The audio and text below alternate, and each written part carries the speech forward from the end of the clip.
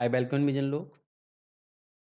आज हम स्टार्ट करने वाले हैं अपना अगला टॉपिक काउंसिल ऑफ मिनिस्टर। तो हम यहाँ पर हमारा चल रहा है कॉन्स्टिट्यूशन का पार्ट 6, जिसमें हम देख रहे हैं स्टेट, राज्य। ठीक, राज्य के अंदर गवर्नर हम ऑलरेडी देख चुके हैं। आज हम देखेंगे मंत्री परिषद, काउंसिल ऑफ मिनिस्टर। वीडियो को लाइक कीजिए, चैनल को सब्सक्राइब कीजिए। स्टार्ट करते हैं council of minister. There shall ये बोला गया है कॉन्स्टिट्यूशन के आर्टिकल 163 के अंदर। यहाँ पर बताया गया है कि there shall be a council of minister headed by chief minister. कि राज्य के अंदर एक काउंसिल ऑफ मिनिस्टर होगा जिसका हेड चीफ मिनिस्टर होगा और उसका काम होगा aid and advice to governor. ठीक है, गवर्नर जो काम करेगा किसकी एड एंड एडवाइस पे काम करेगा? काउंसिल ऑफ मिनिस्टर की एड एंड एडवाइस पे काम करेगा, एक्सेप्ट डिस्क्रिशनरी पावर। गवर्नर के पास डिस्क्रिशनरी पावर होती है कुछ, राष्ट्रपति के पास वो नहीं होती। तो गवर्नर अपनी डिस्क्रिशनरी पावर का अपने आप से यूज़ कर सकता है, वो उसके ऊपर डिपेंड करता है। लेकिन इस डिस्क्रिशनरी पावर के अलावा बाकी जितनी चीज़ें हैं, वो काउंसिल ऑफ मिनिस्टर की एड एंड एडवाइस के थ्रू चलेगा गवर्नर। इसका बोला गया है कि कोई भी एड एंड एडवाइस जो गवर्नर को दी जाती है काउंसिल ऑफ मिनिस्टर के अंदर, वो किसी भी कोर्ट में चैलेंज नहीं किया जा सकती, मतलब कोर्ट में वो क्वेश्चनेबल नहीं है। ठीक है? अगली चीज़ हम देखते हैं कि chief minister shall be appoint by governor. Chief minister का अपॉइंटमेंट कौन करता है? वो भी गवर्नर करता है। ठीक है? चीफ मिनिस्टर अपॉइंट किया जाता है बाय गवर्नर। आर्टिकल 164 के according chief minister appointed by governor. और उसके बाद में अदर मिनिस्टर भी क्या कर किए जाते हैं? चीफ मिनिस्टर से कंसल्ट करने के बाद में, चीफ मिनिस्टर की एडवाइस के बाद में गवर्नर अपॉइंट करता है अदर मिनिस्टर। और मिनिस्टर जो अपना ऑफिस होल्ड करते हैं वो प्लीजर ऑफ गवर्नर, मतलब उनका कोई फिक्स टर्म नहीं है। जब तक गवर्नर चाहे जब तक वो अपने पद पर रह सकते हैं, अपने पद पर रह सकते हैं जब तक वो चाहे गवर्नर। लेकिन जनरली हमारा ये होता है कि फिक्स टर्म, जब तक फिक्स टर्म नहीं है लेकिन जब तक वो रहेगा, जब तक उस काउंसिल ऑफ मिनिस्टर के पास मेजॉरिटी है। ठीक है? क्या है? Majority in legislative assembly. Legislative assembly में जब तक काउंसिल ऑफ मिनिस्टर के पास मेजॉरिटी है, वो अपने मतलब मिनिस्टर रह सकते हैं वो।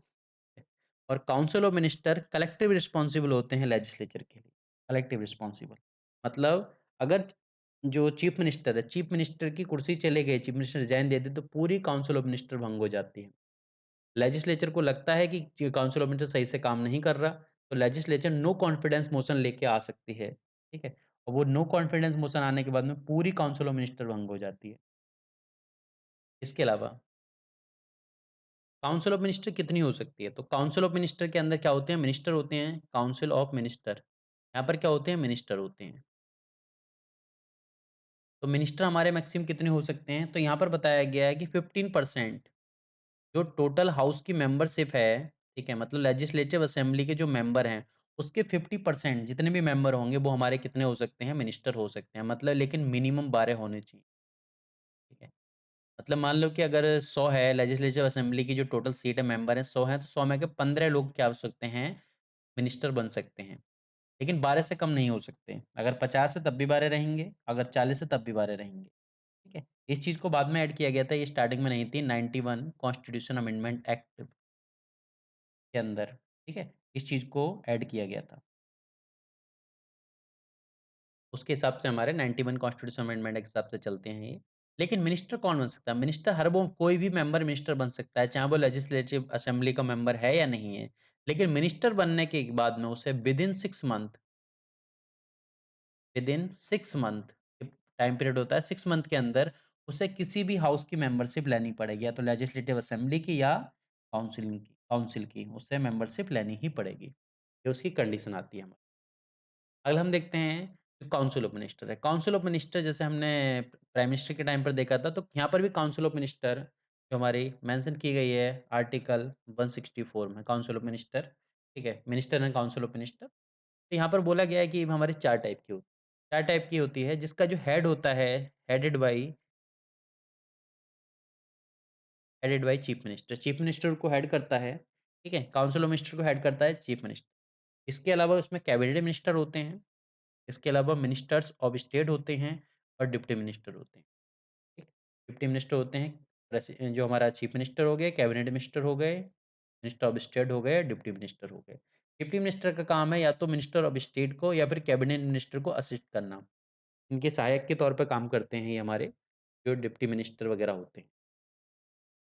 और जो सैलरी एंड अलाउंस जो हमारी council of minister chief minister की है, वो स्टेट लेजिस्लेचर फिक्स करता है, कि कितनी इनको सैलरी दी जाएगी, कितनी नहीं दी जाएगी, ये डिसाइड करने का काम है हमारा, जो लेजिस्लेचर आती है या जो विधान परिषद और विधानसभा आती है।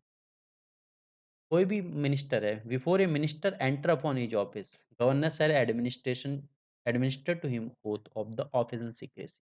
जो भी मिनिस्टर या चीफ मिनिस्टर हैं, वो 2 टाइप की ओथ लेते हैं, oath of office, oath of secrecy. और उन्हें जो ओथ दिलाने का काम है, वो गवर्नर करता है। ठीक, गवर्नर उनको ओथ दिलाता है। ओथ लेते हैं to bear true faith and allegiance to constitution of India, uphold sovereignty integrity. ठीक है? ये हमारी कंप्लीट ओथ लेते हैं गवर्नर। जो ओथ का पूरा प्रोसीजर वो हमारा मिलेगा, ठीक है? उस ओथ लेने के बाद में वो क्या होंगे, किसी भी हाउस में मतलब जो अपने अपने पद को सँभाल सकते हैं, पद को धारण कर सकते हैं वो।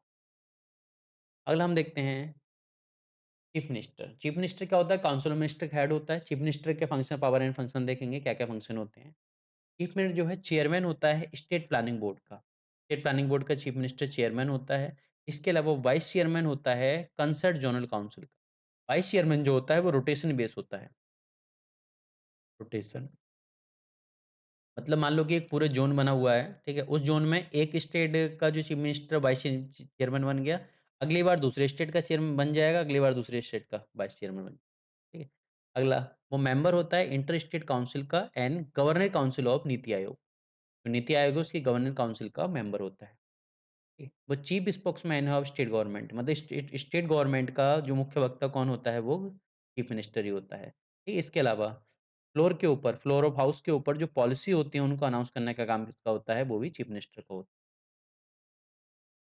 वो रिकमेंड करता है पर्सन को फॉर अपॉइंट ए मिनिस्टर, ठीक है? मतलब वो किसी पर्सन को बोलता है गवर्नर से कि आप इसको एडवाइस करता है गवर्नर को मिनिस्टर बनाने के लिए इसको, ठीक है? और उसके जो भी उसका डिपार्टमेंट देना है, जो इसको विभाग देने हैं, उसका काम भी इसका होता है चीफ मिनिस्टर। वो एडवाइस करता है गवर्नर को with regard to appointment of, ठीक है? एडवोकेट जनरल का अपॉइंटमेंट होना हो या chairman and member of state public service commission का, स्टेट इलेक्शन कमिश्नर का, इन सब के अपॉइंटमेंट के टाइम पर वो गवर्नर को एडवाइस करता है, चीफ मिनिस्टर। इसके अलावा to communicate all decision of council minister to governor. Council minister के जितने डिसीजन होते हैं, वो सब गवर्नर को बताने का काम किसका होता है, हमारा चीफ मिनिस्टर का होता है। इसके अलावा टू फर्निश द इन्फॉर्मेशन, मतलब जितनी एडमिनिस्ट्रेशन रिलेटेड इन्फॉर्मेशन है, उसकी जो बताने का काम होता है हमारा, ठीक है? वो हमारा गवर्नर का आता है, ठीक है? वो गवर्नर नहीं, चीफ मिनिस्टर का आता है आर्टिकल 167 के थ्रू। इसमें बोला गया है कि जो उसे इन्फॉर्मेशन जो है गवर्नर को बतानी होगी, ठीक है? Furnish information related to administration of governor. Governor माँगता है तो उसे बतानी होगी। Advise governor with regard to summoning proroguing the session, ठीक है? इसके अलावा recommend the dissolution of legislative assembly to governor at any time. मतलब जो हमारा चीफ मिनिस्टर आता है, चीफ मिनिस्टर किसी भी टाइम गवर्नर को बोल सकता है विधानसभा भंग करने के लिए।